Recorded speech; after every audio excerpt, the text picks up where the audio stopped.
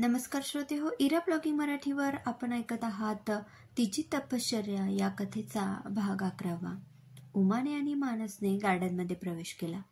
संध्याकाळची वेळ असल्यामुळे तिथे खूप लहान मुलं, प्रेमी युगुल, वृद्ध जोडपी असे दिसत होते। उमाने खूपच दिवसांनी एवढी माणसं एका ठिकाणी पाहिली। तेथील वातावरण खूपच विलोभनीय होते, आनंदाने परिपूर्ण वाटत होते। प्रत्येक जण आपापल्या माणसांमध्ये हरवून गेला होता। लहान मुलांचे आई बाबा त्यांच्या मागे धावत होते, त्यांना तिकडे जाऊ नको, इकडे जाऊ नको, पडशील, थांब यासारख्या सूचना देत होते।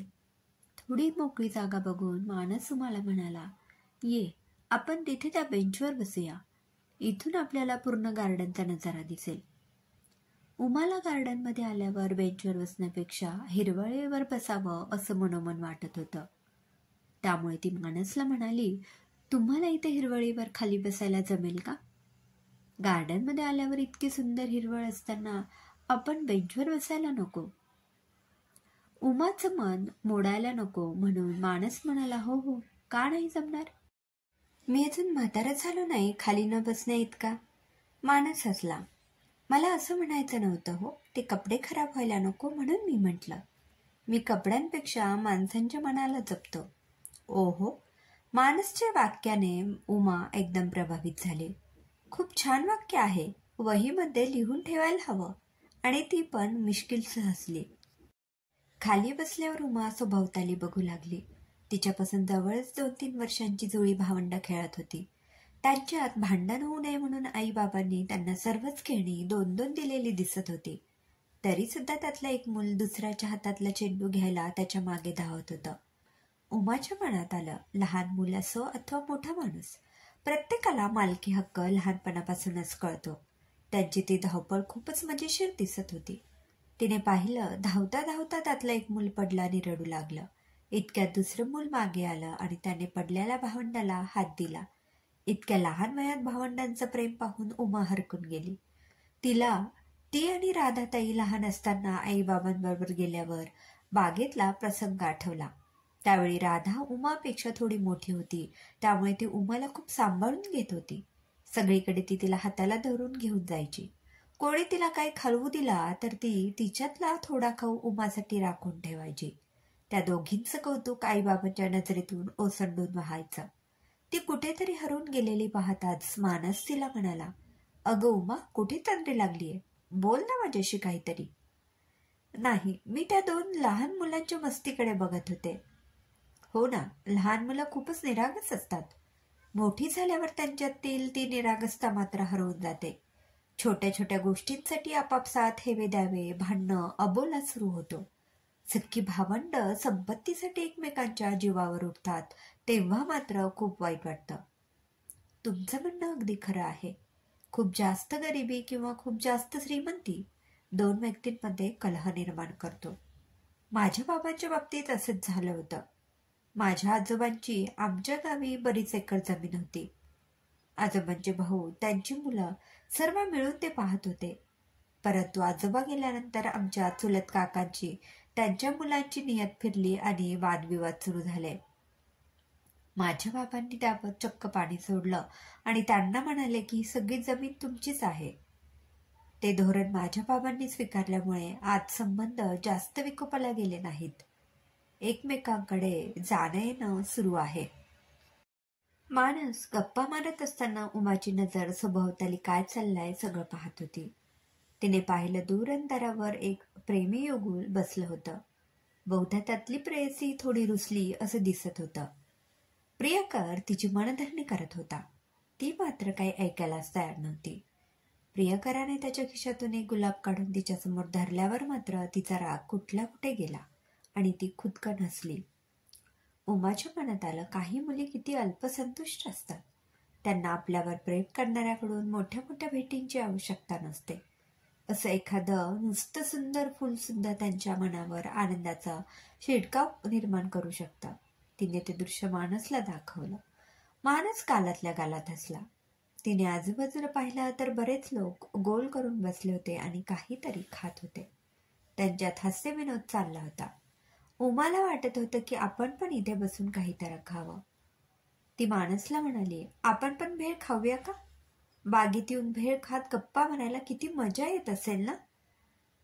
उमा, बागेत भेळ खायला खूप छान वाटतं, पण हे सर्व लोक बागेत भेळ खातात आणि कचरा इथेच टाकून जातात. तिथे ठिकठिकाणी कचऱ्याचे डबे आहेत, पण कोणालाही वाटत नाही की आपण भेळीचे कागद आणि इतर कचरा कचऱ्याच्या डब्यात टाकावेत. ही बाग प्रशासनाने इतकी सुंदर ठेवली आहे, परंतु कोणाला त्याची किंमतच नाही. हे सगळं बघून मला बागेत कधीच काही खावंसं वाटत नाही. अहो, पण आपण खाऊन झाल्यावर आपला कचरा कचराकुंडीत टाकूया. कदाचित आपलं असं कृत्य पाहून इतरांनाही तसं करावंसं वाटेल. मी घेऊन येऊ का भेळ? तू बस, मीच घेऊन येतो. तुला सुकी भेळ आवडते की ओली भेळ आवडते? तिखट की कमी तिखट? मला ओली भेळ आणि तिखट आवडते. तू बस, मी आलोच. इतक्यात उमाने पाहिलं की 70च्या आसपासचं एक वृद्ध जोडपं बागेत आलं. त्यांना खाली बसता येणं शक्य नव्हतं, म्हणून ते उमाच्या समोरच्याच बेंचवर बसले. आधी आजोबा बसले, नंतर त्यांनी आजीला बसताना हात दिला. हे पाहून उमाला वाटलं त्यांच्या सहजीवनाला इतकी वर्ष झाली, परंतु त्यांच्यातील प्रेम दिवसागणिक लोणचं मुरावं असं वाढतच गेलं असेल. तरुणपणी कणाताठ असताना छोटी छोटी भांडणंही झाली असतील, नाही असं नाही, परंतु ती संसारातील गोडी वाढवणारी ठरली असावीत. उमा त्यांच्याकडे अनिमिष नेत्रांनी पाहत होती.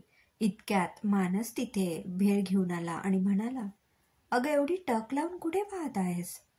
तू अगदी कोणत्याही गोष्टीत रमून जातेस. ते समोर आजी आणि आजोबा बसले आहेत, त्यांना मी बघते आहे.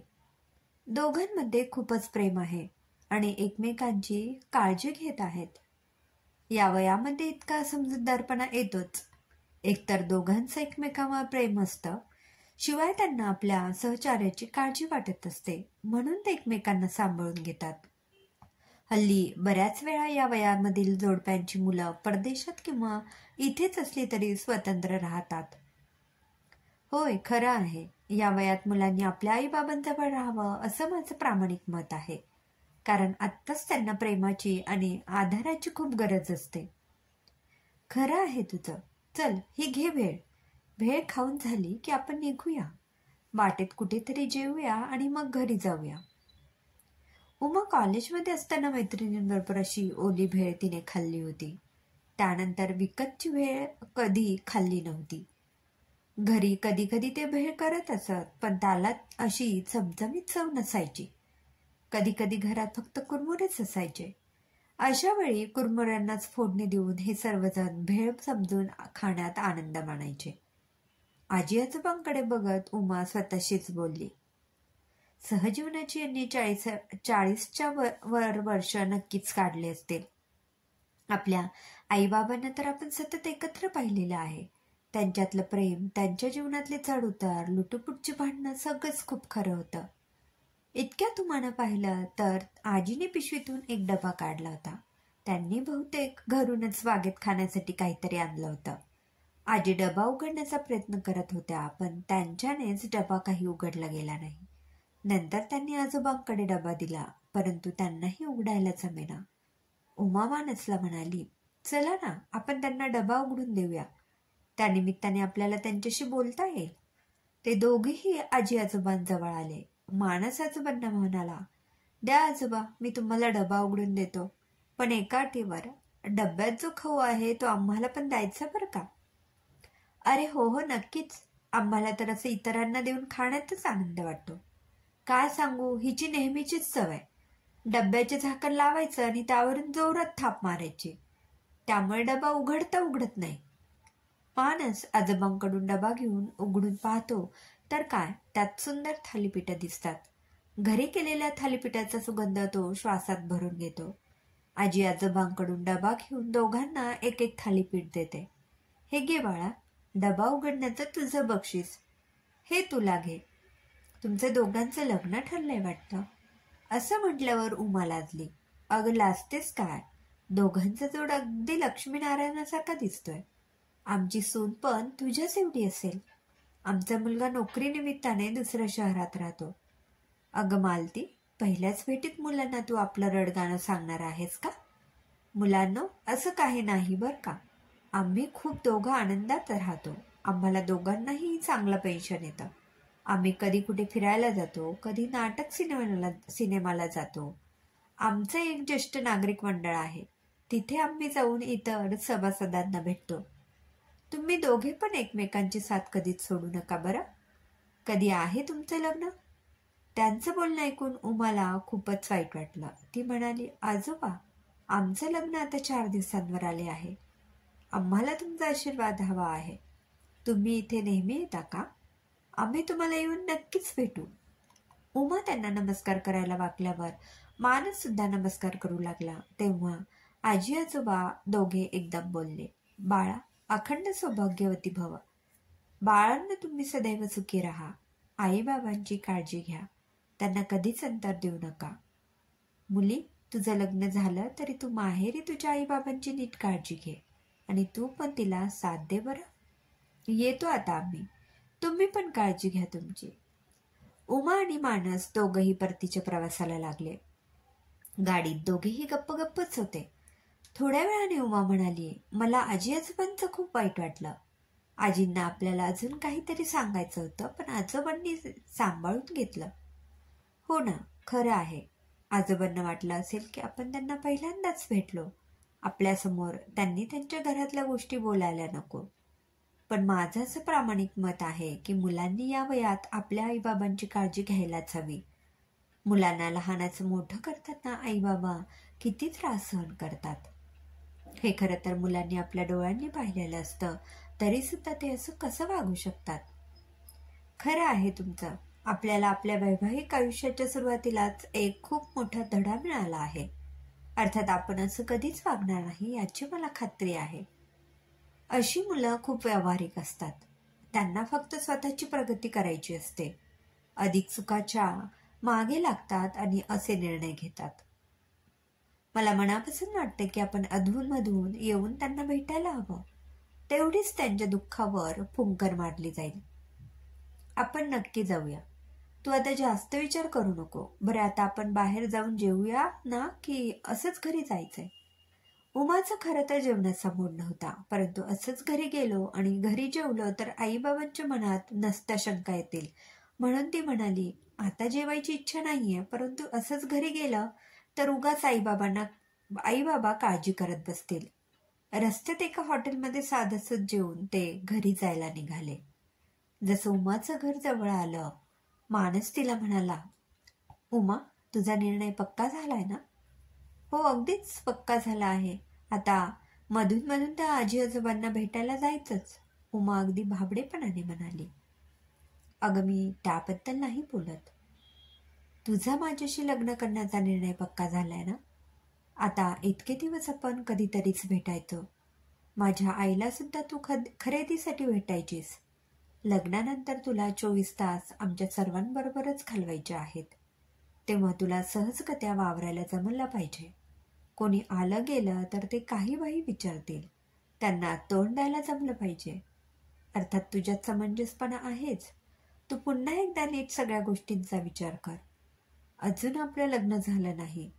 तू कोणताही निर्णय घ्यायला मोकळी आहेस. लोक काय 4 दिवस बोलतात, नंतर गप्प होऊन जातात. तुम्ही काळजी करू नका. मी सगळ्याच गोष्टींचा सारासार विचार करूनच निर्णय घेतला आहे. एकदा घेतलेला निर्णय मी शक्यतो बदलत नाही. माझी काही हरकत नाही. फक्त तुला वास्तवाची जाणीव करून दिली. आता 3 दिवसावर आपलं लग्न आहे. लग्नातच भेटूया आपण. उमाचं घर आल्यावर मानसने गाडी थांबवली. उमा बाय करून घरात गेली. मानस मनाशी म्हणत होता, ही मुलगी खूप वेगळीच आहे. मी हिला सगळ्या गोष्टींची पूर्ण कल्पना दिली आहे, पण तरीही ती आपल्या निर्णयावर ठाम आहे. 3 दिवसांनी उमा आणि मानसचं लग्न होणार आहे. पुढे काय होतं पाहूया पुढील भागामध्ये. क्रमशः. लेखिका सीमा गंगाधरे. श्रोते हो, कसा वाटला कथेचा हा भाग कमेंटमध्ये नक्की कळवा. पुन्हा भेटूया कथेच्या पुढील भागात. धन्यवाद.